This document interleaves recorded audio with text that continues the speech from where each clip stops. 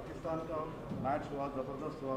हालांकि दोनों कंट्रीज देख रहे थे कि उनकी टीम जीते, लेकिन जिस प्रकार से पाकिस्तान खेले और भारत हारा, तो ये देखा गया है कि सोशल मीडिया पर मोहम्मद शमी जो बॉलर है भारत के, उनके ऊपर काफ़ी टिप्पणियाँ की गई है। तो आप भी जो है स्पोर्ट्स मैन थे, क्रिकेटर थे, इसको कैसे देखते हैं आप? देखिए, जहाँ तक मेरी बात है, मैं तो ये कहा था कि ये मैच ही नहीं खेलना चाहिए हमको पाकिस्तान से, क्योंकि हमारे सिपाही कश्मीर में मर रहे हैं और उनकी हत्या का कारण पड़ोसी देश से आने वाले टेररिस्ट हैं। मैं तो ओपनली कहा था सरकार से, मैं तो ये भी सरकार से सवाल किया, मोदी सरकार से, कि क्या वो उन पीड़ित परिवार से कहेंगे जिन्होंने अपने बहादुर सिपाहियों को खोया कि आप भी कल क्रिकेट मैच देखिए। अब रहा सवाल जहाँ तक कि मोहम्मद शमी को निशाना बनाया जा रहा है कल के क्रिकेट मैच की हार का, ये तो ये बताता है कि फ़िरक़ा परस्ती, रेडिकलाइजेशन और हेट्रेड मुस्लिम्स के ताल्लुक़ से कितना बढ़ चुका है। एक टीम में 11 खिलाड़ी होते हैं, 11 खिलाड़ी में एक मुसलमान होता है, तो आप उसको टारगेट कर रहे हैं लोग। भाई, खेल में तो जीत हार होती है ना, कोई टीम जीतती है, कोई हारती है। तो इसमें एक मोहम्मद शमी को टारगेट करना ये बताता है कि हेट्रेड, रेडिकलाइजेशन और कम्युनलाइजेशन कितना बढ़ चुका है और कौन फैला रहा है इसको। ये तो जवाब देना पड़ेगा। क्या बीजेपी की सरकार कंडेम करेंगी उन लोगों को जो आज 11 में से एक प्लेयर को जो सोशल मीडिया पे उसको ट्रोल किया जा रहा है, उसको अनाप शनाप उसके बारे में बकवास बका जा रहा है? ये शर्म की बात है, अफसोस की बात है। वो तो इंडिया की टीम के लिए खेल रहा था ना। सर, उत्तर प्रदेश में प्रधानमंत्री जी की रैली हो रही है, अभी काशी में चल रहा है, थोड़ी देर पहले सिद्धार्थनगर में हुआ। मेडिकल सुविधाओं को लेकर काफ़ी बात करी जा रही है, कई चीज़ों का उद्घाटन कर रहे हैं। और उसमें योगी जी ने भी कहा कि आज़ादी के बाद जो लोग मेडिकल सुविधाओं से वंचित रह के जिनकी मौतें हो गई, उन लोगों को एक तरह से श्रद्धांजलि होगी, जो सुविधाएं दी जा रही हैं। तो योगी को श्रद्धांजलि दो बोलिए, जो गंगा पे लाशें तीर रही थी, जो नदी के किनारे जो कुत्ते लोच कर लाशों को खा रहे थे, उनको भी श्रद्धांजलि बोलिए, बोलेंगे उनके लिए। वो जिनको जलाने के लिए लकड़ी नहीं मिली, अंतिम संस्कार के लिए दफनाने के लिए ज़मीन नहीं मिली, उनके बारे में बताइए। योगी ये कहना चाह रहे हैं? योगी को ये भी कहना चाहिए ना, उनको भी दीजिए आप। फिर बताइए उनके बारे में क्यों नहीं बोलते योगी? ये तो ड्रामा कर रहे हैं। आपको हम आपको फिगर्स दे रहे हैं कि उत्तर प्रदेश सरकार में आज शॉर्टफॉल है सब सेंटर्स का 13,944 का। आपके लिए 40% इसमें शॉर्टफॉल है। उसमें वहाँ पर पब्लिक हेल्थ सेंटर में शॉर्टफॉल है 2,936 का। ये 49% शॉर्टफॉल है पब्लिक हेल्थ केयर सेंटर में। हाँ, कम्युनिटी हेल्थ सेंटर में 53% का शॉर्टफॉल है। जो number of specialist community health centre में ना, उसमें 84% का शॉर्टफॉल है। और क्या प्रधानमंत्री इस बात को भी झूठ कहेंगे कि उन्हीं की सरकार ने 22 नवंबर 2019 को पार्लियामेंट को ये जवाब देकर बताया कि उत्तर प्रदेश में 3,165 सीट्स वैकेंट हैं डॉक्टर्स के। ये जवाब में दिया था। आपने कहा था कि सैंक्शन स्ट्रेंथ 4,509 है उत्तर प्रदेश में प्राइमरी हेल्थ केयर सेंटर में, और जिसमें से डेफिसिट जो बता रहे हैं कितना है, प्रधानमंत्री खुद कह दे, बता दे उस बारे में। और दूसरी बात यह है कि उत्तर प्रदेश में सिर्फ 6% हाउस होल्ड, उसमें से आदमी हेल्थ स्कीम और हेल्थ इंश्योरेंस में कवर्ड है। तीसरा, क्या ये भी झूठ है कि इस साल जून 2021 तक उत्तर प्रदेश में सिर्फ 975 लोगों का ट्रीटमेंट हुआ आयुष्मान भारत में, और टेस्ट जो हुए सिर्फ 1,530 के करीब। कौन सी बात कर रहे हैं? जवाब पार्लियामेंट में एक दे रहे हैं और बोल रहे हैं एक भाषण में अपने। लेकिन सर, सुधार तो हुआ है। प्रधानमंत्री ने भी तारीफ किया कि दिमागी बुखार से इतने बच्चे मरते थे, लेकिन कंट्रोल किया गया। ये तो प्रधानमंत्री को ये पूछना चाहिए कि गोरखपुर में जो दिमागी बुखार से जो लोग बच्चे मर गए थे, उसमें एक डॉक्टर था कफील, उसको क्यों निकाला आपने? वो भी तो मान लीजिए ना।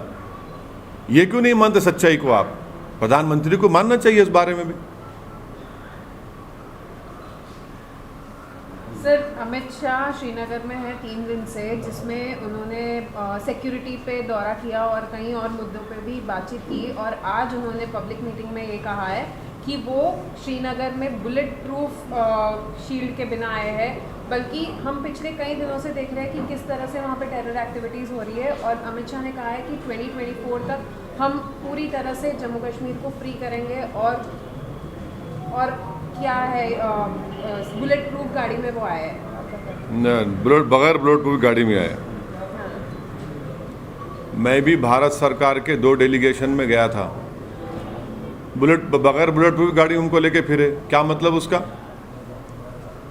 जब मनमोहन सिंह की सरकार थी, हम एक डेलीगेशन में हम गए थे, और फिर दूसरा डेलीगेशन जब बीजेपी की सरकार थी, जिसमें लेट अरुण जेटली साहब और लेट सुषमा स्वराज भी थी, हम लोग गए तो बगैर बुलेट प्रूफ गाड़ी में फिरे।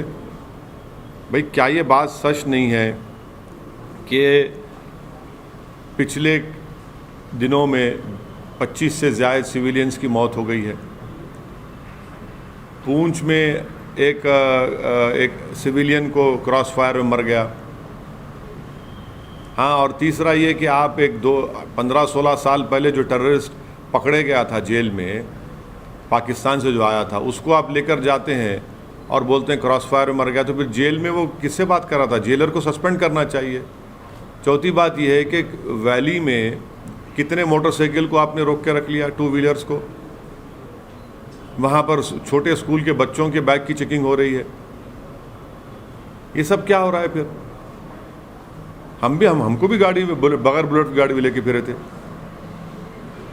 सवाल ये नहीं है ना, सवाल ये है कि वहाँ पर ये हत्याएं जो हो रही है, यहाँ पर जो हमारे सिपाही मारे जा रहे हैं, उसके बारे में सरकार के पास कोई एक्शन प्लान ही नहीं है। सर, 100 करोड़ के करीब डोज हो गया वैक्सीनेशन का, पूरा सेलिब्रेशन हुआ, आपने भी सेलिब्रेट किया क्या? देखिए, चीन ने 200 करोड़ वैक्सीनेशन लगा दिया चीन में, और वो किया उन्होंने सितंबर में। भारत में 100 करोड़ यकीनन वैक्सीनेशन लगाए गए हैं। कितने भारतीयों को लगाए डबल डोज? सिर्फ 31%। और फिर यही मोदी सरकार ने कहा था कि 31 दिसंबर 2021 तक सबको डोज लग जाएगा, 2 डोज लग जाएंगे। उस वक्त के जो इंफॉर्मेशन ब्रॉडकास्टिंग मिनिस्टर थे, उन्होंने पब्लिकली सरकार की तरफ से स्टेटमेंट दिया, तो भी झूठ साबित हुआ। क्या आप 2 महीने में इतने इंजेक्शन लगा पाए, वैक्सीनेशन लगा पाएंगे? नहीं लगा पाएंगे।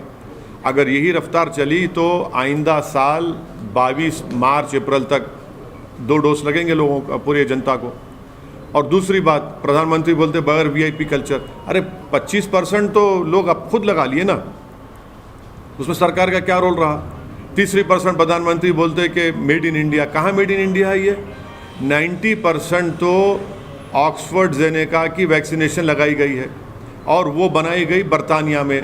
उसको बनाने का इंतज़ाम यहाँ पर पूना की फैक्ट्री को दिया गया।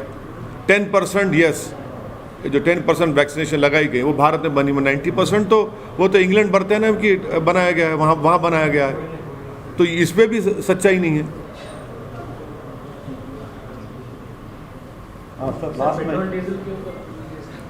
आप लोग बोलिए, आप लोग मोटरसाइकिल में फिरते, गाड़ी में फिरते? भारत में इतने लोग, नौजवान लोग, काम करने वाले लोग, मेहनत कश लोग, सब मोटरसाइकिल पे फिरते, और उनको पेट्रोल डालना पड़ रहा अपनी गाड़ी में। और बेहतरीन काम यह कि जब पेट्रोल स्टेशन पे जाते 106 रुपये 107 रुपये का 1 लीटर डलाते, तो उनको सामने पोस्टर नजर आता नरेंद्र मोदी जी का, खड़े हुए नमस्ते करते हुए कि बेटा देखो मैंने तुम्हारे लिए इंतज़ाम कर दिया, 106 रुपये पर लीटर कर दिया।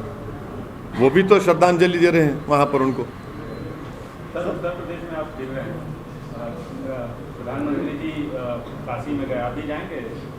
कहाँ पे? बनारस। उत्तर प्रदेश के जहाँ जहाँ विधानसभा पे हम लड़ेंगे वहाँ जाकर कैंपेन करेंगे। क्यों नहीं करेंगे कैंपेन? हम तो जा चुके ना बनारस को, आपने कवरेज भी किया वहाँ पर। सर, कितनी सीटों पे लड़ेंगे अभी तक क्लियर नहीं हुआ? अभी हमारी तैयारी, हमारे पार्टी प्रेसिडेंट शौकत साहब ने कहा है कि 100 असेंबली सीट पर हम लोग तैयारी कर रहे हैं, बैठ के फैसला करेंगे। सर, फिलहाल उत्तर प्रदेश में किस प्रकार के सियासी हालत को आप देखते हैं? रोज कुछ न कुछ नया हमको देखने को मिल रहा है। इधर से उधर, उधर से इधर, आया राम गया राम बहुत देखने को मिल रहे हैं। आप पर भी उसका जो है असर हमको देखने को मिल रहा है। तो आपकी नज़र तो फिलहाल उत्तर प्रदेश पे ज़बरदस्त पैनी नज़र है, तो कैसे देख रहे हैं? हम अपने रास्ते पे सीधा चल रहे हैं, हमारा रास्ता सीधा है, हम उस पर चल रहे हैं, सिरात मुस्तकीम का रास्ता है, उस पर हम चल रहे हैं बराबर।